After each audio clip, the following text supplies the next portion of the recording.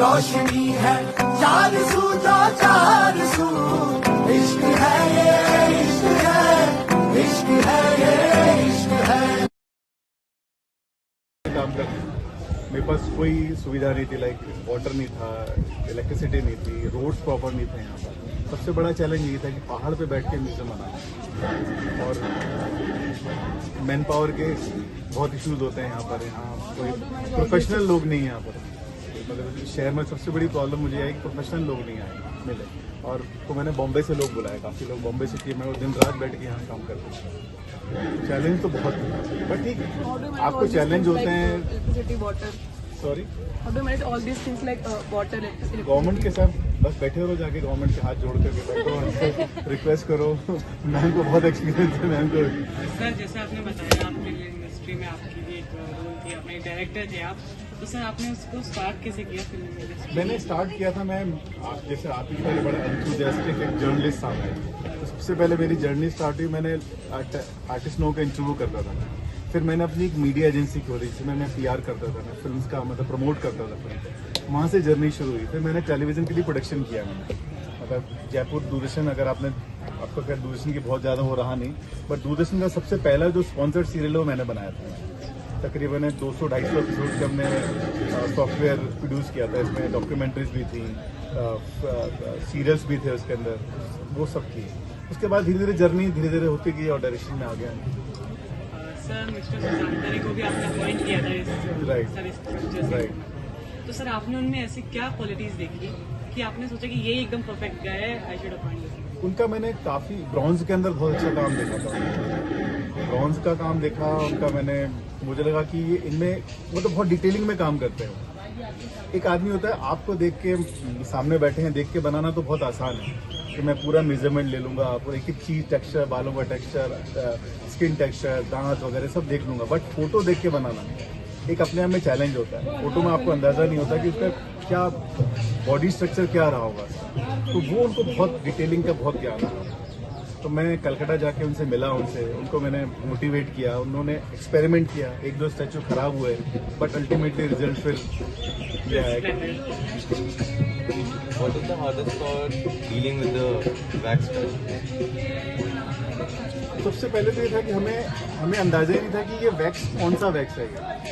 ये Madame Tussauds जो है लंदन में है म्यूजियम, उन लोगों ने इसको सबसे पहले बनाया।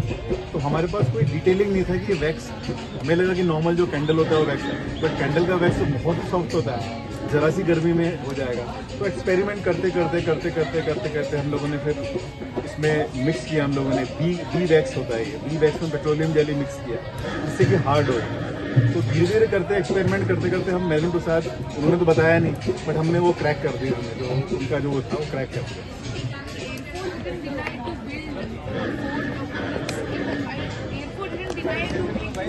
Sorry, Airport didn't deny to make this. Air Force. ये तो एयरफोर्स के आने के कहने से बना। एयरफोर्स को अस्तित्व में नहीं था, 300 साल पहले का फोर्ट है ये।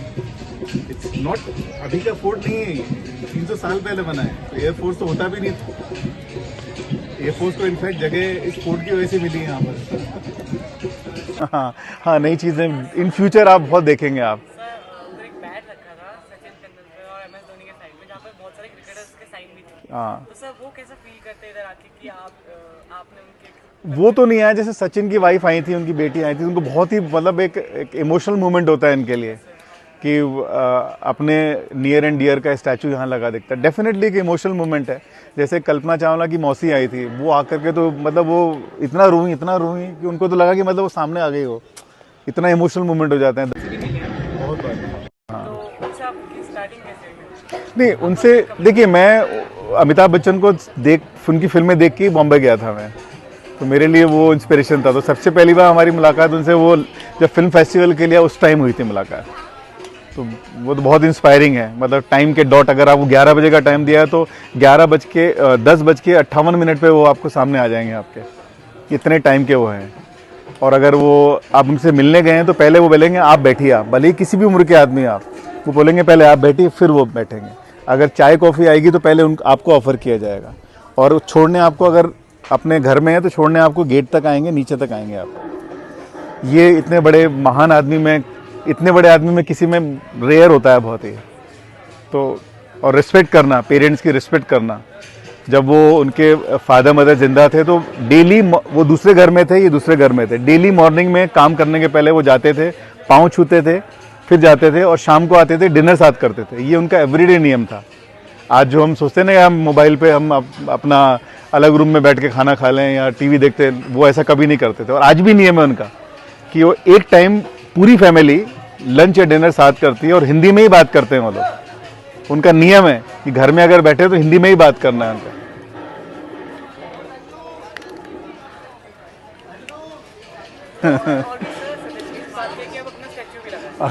Thank you so much, thank you so much. Sir आपने कहा कि आपने अमिताभ बच्चन के साथ बहुत सारी मूवीज में काम नहीं किया। मूवी तो एक ही हमने वॉइस ओवर किया था, बट मैं मिला उनसे कई बार। मूवी का नाम जिसमें आपने काम किया? वाह ताज फिल्म आई थी, वाह ताज, जिसमें श्रेयस तलपड़े थे।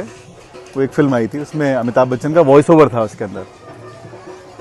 Sir, why did you choose the Tibetan environment, the Buddhist environment in your music? In statue, अब वो स्टैचू जिस तरह का स्टैचू होगा वही एम्बियंस क्रिएट करना पड़ेगा।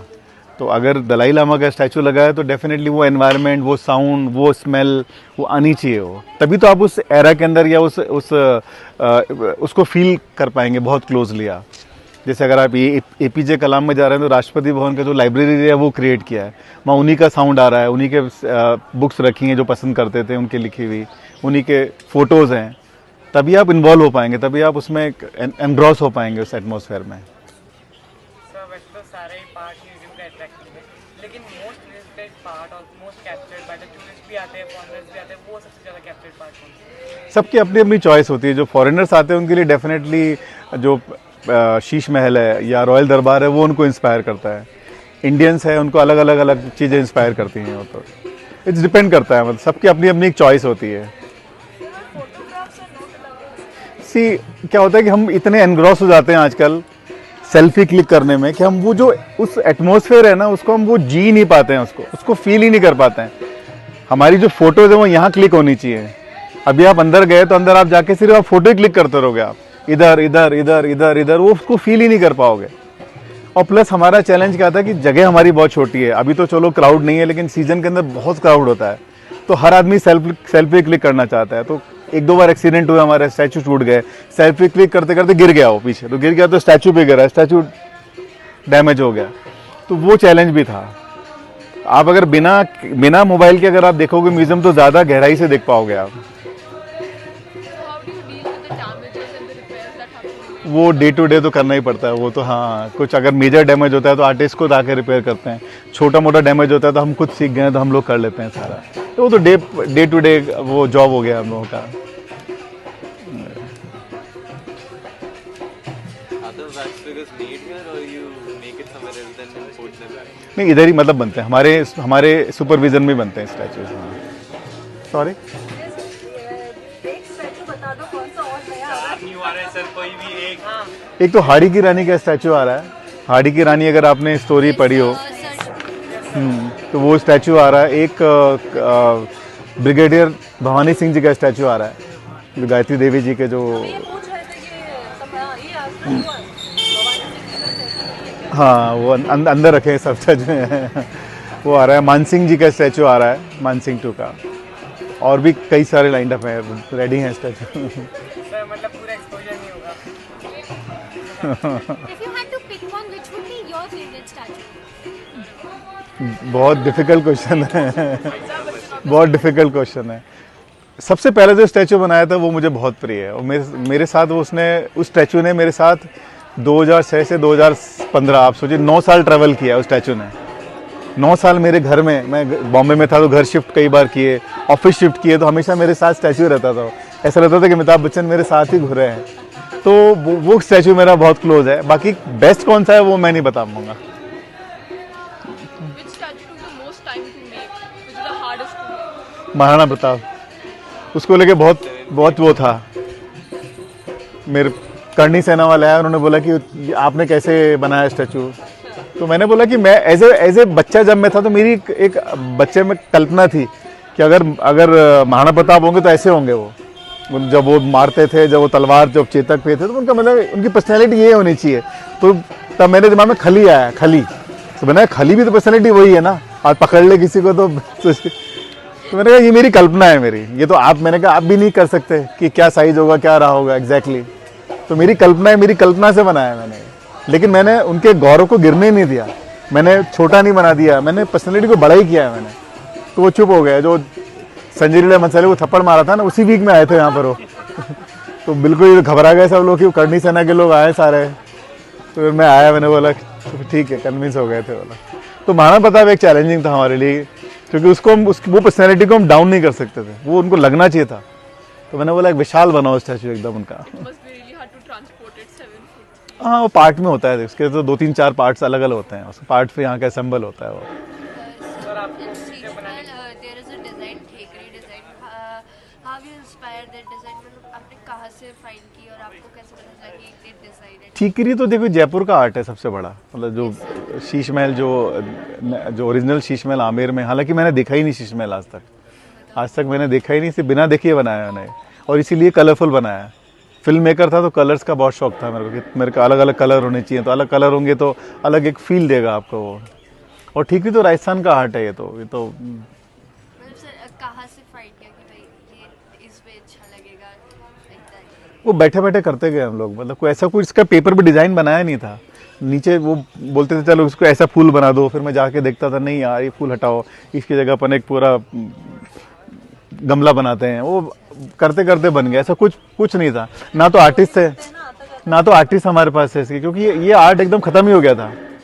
ये आर्ट खत्म, अब जाके पिछले 10 साल में जब से हमारा म्यूजियम बना, उसके बाद लोगों ने देख देख के इस आर्ट को और इंस्पायर हुए। इस आर्ट को देख करके 1-2 होटल वालों ने पूरा क्रिएट किया उसको, और बहुत लोगों ने किया। तो जिन लोगों ने डिज़ाइन किया था वो बेसिकली रिस्टोर का काम किया करते थे, मतलब छोटा मोटा टूट फूट का काम करते थे, तो उन लोगों को मैंने किया। और जब फ्लोरिंग की बात आई तो मैं कारपेट देखने गया, तो कारपेट का जो मुझे कारपेट पसंद आया वो बहुत कॉस्टली था, मतलब बहुत कॉस्टली था, मेरे पास पैसा ही नहीं था। तो मैंने बोला क्या किया जाए यार, मेरे पास तो पैसा ही नहीं है और कारपेट वो पसंद आ गया। तो एक काम करते चलो कांच का फ्लोर बनाते हैं। तो जो मिरर का फ्लोर है वो कहीं वर्ल्ड में कहीं नहीं था, तो वो एक्सपेरिमेंट से बन गया वो। गवर्नमेंट के फंड थे ही नहीं कुछ भी, गवर्नमेंट ने सिर्फ जगह दी है। तो आप फंड्स कहाँ से लाए? ढूंढे जैसे आप भी कोई अगर नया आइडिया ढूंढोगे, ढूंढना पड़ेगा, पहले प्रोजेक्ट रिपोर्ट बनाओगे आप, फिर लोगों से बात करोगे, बताओगे कि इसमें क्या PNL क्या है इसके, वो फिर आपको अगर समझ में आएगा तो करेंगे। सर इसका आप आगे विजन क्या रखते हैं? इसको मैं और बड़े स्केल पे कभी लेके जाएंगे कहीं, यहाँ तो ये तो एंड नहीं है, बट बड़े स्केल पे करेंगे। मेरा ये रहा कि कॉपी करना मज़ा नहीं आता, मेरे को बहुत ऑफर आया, मतलब पूरे वर्ल्ड से ऑफर अलग अलग आया कि आप इस म्यूज़ियम को यहाँ बनाओ वहाँ बनाओ, पर मुझे कॉपी नहीं किया मैंने ये म्यूज़ियम बनाया। इसके बाद में मैंने नीचे एक दूसरा म्यूज़ियम हमारा है, मैम जब भी आपको कहेंगे आप जो वो भी देखने आना, खजाना महल नाम है उसका, जेम एंड ज्वेलरी का म्यूज़ियम है, वो अलग तरह का म्यूज़ियम है। अभी एक 2 प्रोजेक्ट और प्लान कर रहा हूँ, वो एकदम डिफरेंट है, वो भी मतलब कोई मैच ही नहीं करेगा प्रोजेक्ट। तो अगर करेंगे भी वैक्स म्यूज़ियम करेंगे तो अलग तरह का होगा वो, बट करेंगे डेफिनेटली, क्योंकि यहाँ तो कुछ अब कर नहीं सकते, ये तो लास्ट हमारा वो है। आपने आप बता रहे थे कि आप मीडिया, फिल्म और सिनेमा के बारे में, तो आपने ऐसी कौन सी 3 चीज़ें वहाँ से लेके अपने इस चीज़ में डाली कि आप पूरा प्राप्त करें? देखिए फिल्म मेकिंग एक ऐसा सब्जेक्ट है जिसमें आपको सब सीखने को मिलता है। चाय बनाने से लेके, खाना बनाने से लेके, घर बनाने से, सेट बनाना, डिज़ाइन करना, फिल्म मेकिंग अपने आप में पूरा वर्ल्ड है। हमारी जब फिल्म बनती है उसमें आप हर चीज़ होती है। जैसे अगर प्रकाश झा के साथ मैंने काम किया, तो प्रकाश झा खाना भी कर लेते थे हमारे लिए, प्रकाश झा गाड़ी में बैठा के ड्राइव भी करा, प्रकाश झा पेंटिंग भी कर लेते हैं, प्रकाश झा सब्जेक्ट भी लिख लेते हैं, प्रकाश झा सेट डिज़ाइन भी कर लेते हैं। तो फिल्म मेकर के साथ में ये फ़ायदा होता है कि वो सब काम जानता है। आप किसी भी एक्टर से मिलेंगे, जैसे एक्टर हो, डायरेक्टर हो, वो सब काम जानते हैं वो। तो ये बड़ा एक प्लस पॉइंट हो जाता है एज एन फिल्म मेकर। मुझे सब कुछ आता है, सब आता है हमको, भले ही बेसिक आता हो लेकिन आता सब हमको है।